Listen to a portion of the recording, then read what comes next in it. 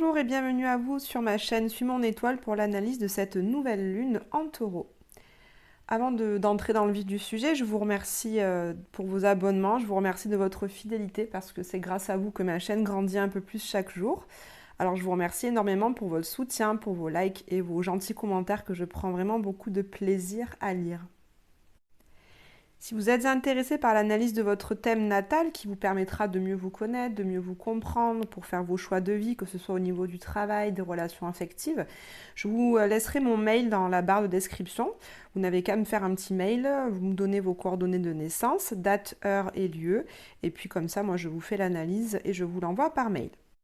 Alors, pour ce qui est de cette nouvelle lune en taureau, donc, qui a lieu à 18 degrés de ce signe, évidemment, les plus concernés par cette nouvelle lune vont être les taureaux, en face les scorpions, et puis à 45 degrés se trouvent les verseaux et les lions. Ces quatre signes-là, en astrologie, on les appelle les signes de la croix fixe. Donc taureau, scorpion, verseau et lion. Évidemment, comme d'habitude, en plus, si vous avez des planètes situées à 18 degrés de ces quatre signes-là, le nouveau cycle lunaire va activer leur énergie. J'ai intitulé ce podcast, cette analyse, un cycle pour réfléchir et construire notre sécurité. Parce que le taureau nous parle évidemment de ce besoin de sécurité.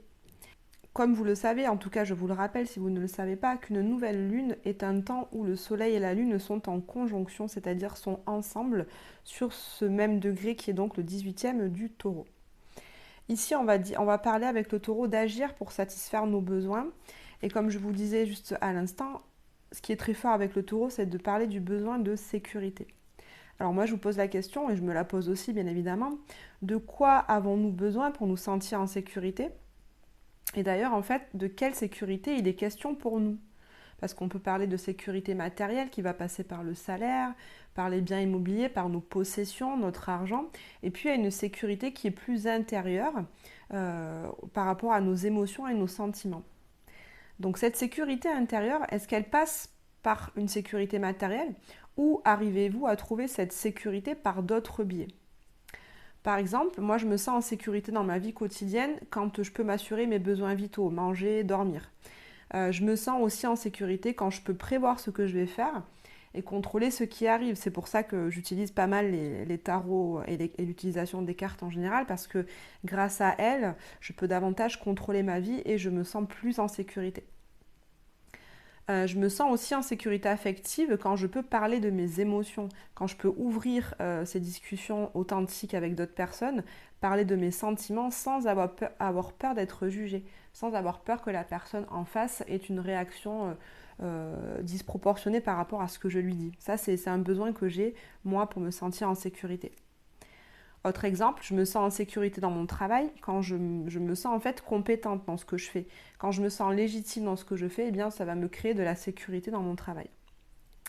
Et puis au niveau de mes relations, je me sens en sécurité quand je peux faire confiance aux personnes qui m'entourent. Et pour moi, la confiance passe par l'intégrité, à savoir, eh bien j'ai confiance et je me sens en sécurité avec des personnes qui disent ce qu'elles pensent et qui font ce qu'elles disent.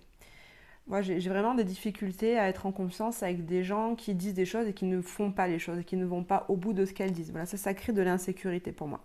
Donc voilà, je vais vous donner simplement des exemples de moi pour que ça vous parle davantage. Peut-être que ça vous aura parlé, peut-être pas. En tout cas, ça aura fait émerger ces questionnements qui est important pour ce cycle lunaire en taureau par rapport à notre sécurité. Après, au-delà de ça, si vous avez des problèmes pour mettre des mots sur vos besoins pour vous sentir en sécurité, alors à l'inverse, vous pouvez vous demander dans quelle situation vous vous sentez insécure justement. Ça, on le ressent davantage parce qu'on est en insécurité quand on ressent de la peur. Donc moi, je vous dis, je vous demande à quel moment vous avez peur en fait, dans quelle situation vous sentez qu'il y a une peur qui monte. Et là, ça vous permettra de voir à quel moment vous vous sentez insécure et du coup d'apporter des réponses par rapport aux besoins que vous avez pour vous sentir en sécurité. Ensuite, la nouvelle lune en taureau va nous parler du rapport que nous avons avec notre corps, notre alimentation et notre image. Donc c'est un très bon cycle, par exemple, pour reprendre soin de notre corps, de notre alimentation, de notre santé. Donc ça va être reprendre une activité sportive, par exemple, si vous aviez laissé tomber ça ces derniers mois.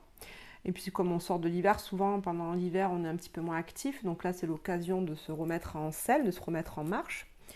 C'est aussi un très bon cycle pour mettre en place par exemple un régime alimentaire qui sera plus adapté à votre hygiène de vie. Si vous voulez une hygiène de vie meilleure, peut-être avoir moins de petites problématiques inflammatoires, et bien certaines choses au niveau de votre alimentation que vous pourrez supprimer, comme par exemple le café, les produits laitiers ou encore le gluten par exemple. Si vous souhaitez également perdre du poids, c'est le bon moment hein, pour commencer un régime. Alors pour celles et ceux qui veulent ce qu'on appelle un body summer, là pour cet été, eh bien c'est vraiment le moment, là, ce nouveau cycle, pour vous remettre en selle, pour remettre des actions en place, pour sculpter votre corps, ou en tout cas la silhouette que vous aimeriez avoir pour arborer votre maillot sur la plage cet été. Enfin, avec le taureau, on va aussi parler de nos valeurs. Donc c'est le bon moment pour revoir certaines de nos priorités dans ces valeurs.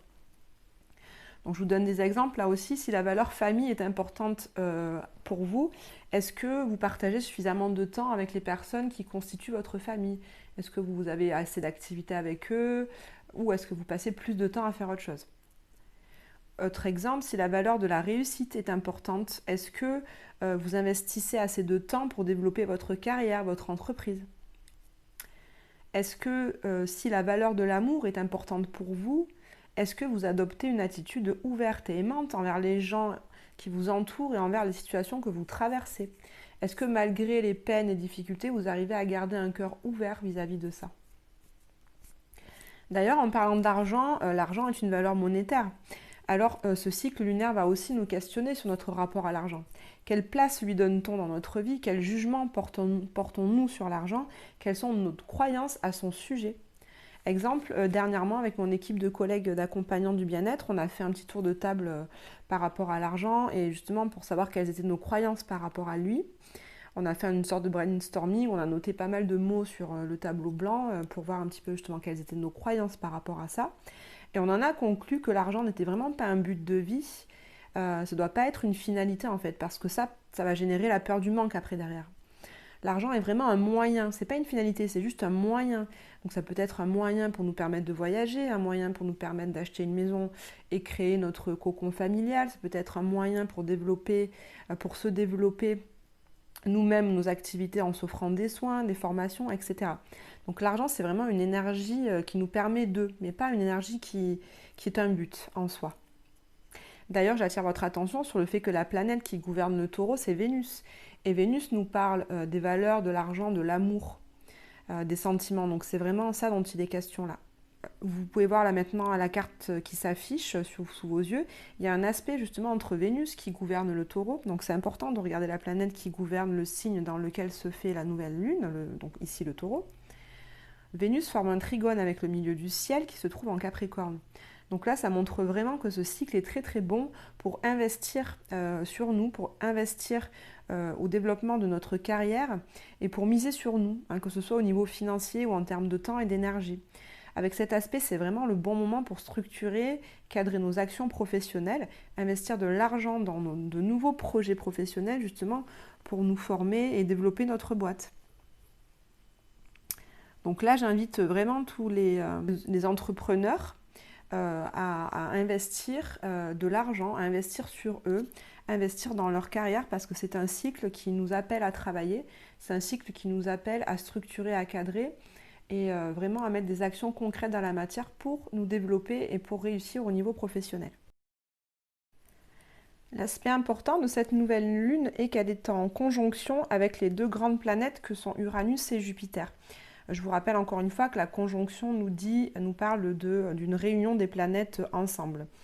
Et en fait, je vous avais expliqué dans la dernière nouvelle lune, d'ailleurs, je vous conseille vraiment, je vous invite à réécouter le podcast que j'avais fait à ce sujet, je vous remettrai le lien en barre de description, puisque c'est vrai que la rencontre de ces deux grosses planètes, de ces deux gros titans que sont Uranus et Jupiter, on en a beaucoup parlé, si vous suivez d'autres astrologues sur YouTube ou autres, on en a vraiment beaucoup parlé parce que cette conjonction ne se réalise que très peu de fois. Et donc, ça a amené dans notre vie certaines surprises, ça a créé de l'expansion, un grand changement, de l'inattendu, des prises de décision soudaines. Et c'est dans ce dernier justement podcast de Nouvelle Lune où je vous parle de ces changements et je vous dis dans quel domaine de vie ils ont lieu. Donc vraiment, je vous invite à le réécouter.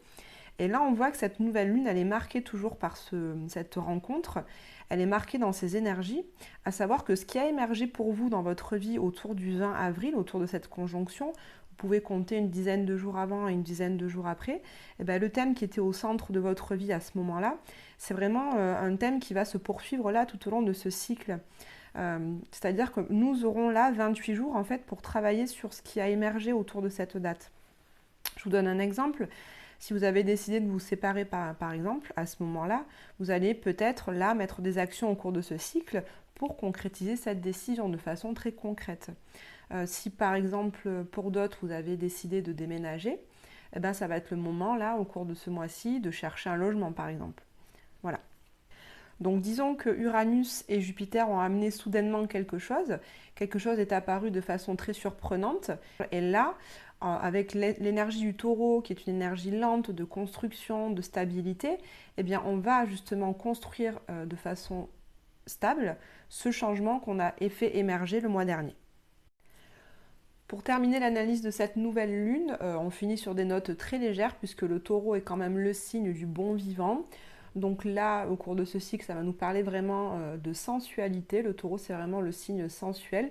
Quand je parle de sensualité, c'est la sensualité au sens littéral du terme. Donc les 5 sens. Donc je regarde, enfin je vois, j'entends, je touche, je sens, je goûte. Donc là, ce cycle va nous amener à avoir envie d'avoir des activités qui développent les 5 sens. Donc tout ce qui est artistique va être au cœur de ce cycle aussi. Aller visiter une exposition, écouter un concert, promener dans la nature, jardiner, mettre les mains dans la terre, faire un bon repas, aller au restaurant. Voilà, le taureau nous parle de tout ça, nous parle de plaisir simple de la vie, inviter des amis à la maison, partager des moments de joie, de légèreté et de tout ce qui est convivial. Donc profitez vraiment de ce cycle pour lâcher le mental. D'ailleurs, je l'ai vu beaucoup dans tous les tirages que j'ai fait là pour le mois de mai. Je vous invite également à aller consulter les tirages tarot que je fais en fonction de votre signe ou de votre ascendant. Mais beaucoup de ces tirages nous parlaient justement de lâcher prise par rapport au mental et d'accueillir la vie telle qu'elle est, de profiter de ses plaisirs. Donc c'est vraiment ce qui est au cœur là de ce cycle lunaire avec le taureau.